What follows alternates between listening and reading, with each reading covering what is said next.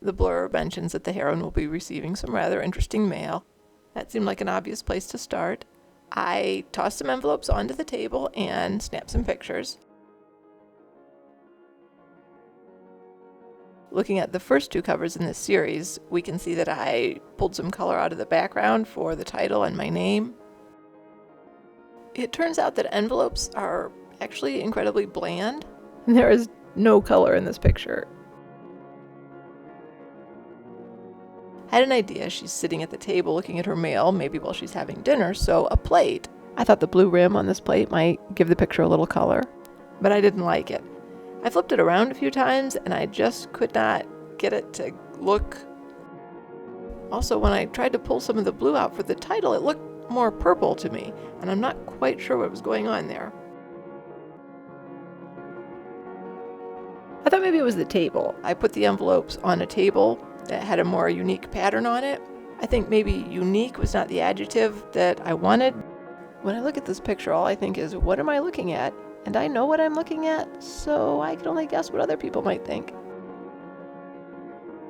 I tried another idea, and, well, that's a plate. This was not a new idea. The plate didn't work, so I got a different plate, and that plate, surprise, also didn't work.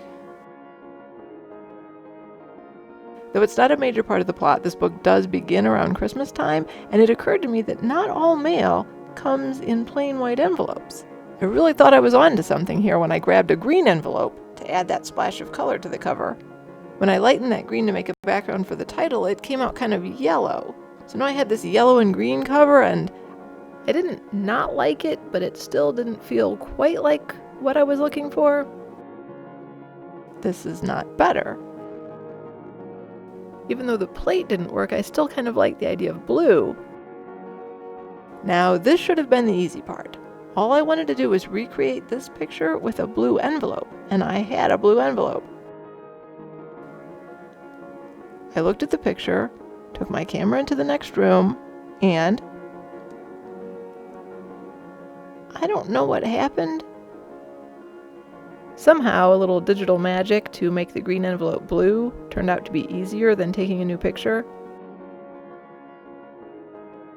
If you've noticed while I've gone through these pictures that the title on the book keeps changing, that is a subject for a different blog. If you're curious about this last-minute title change, go back and read what I wrote in September.